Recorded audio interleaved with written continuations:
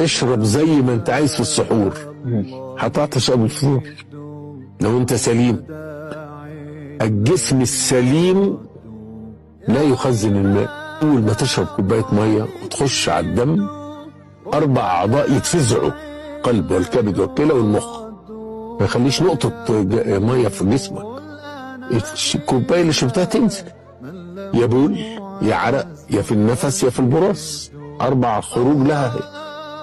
والدليل على ذلك مريض الكلى مورم، لانه فقد عضو مهم جدا من اللي بيخرج الميه.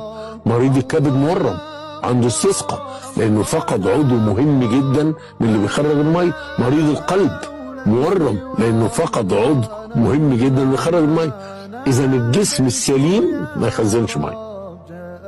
اشرب زي ما انت عايز 4 لتر في اليوم اشرب ما دام سليم.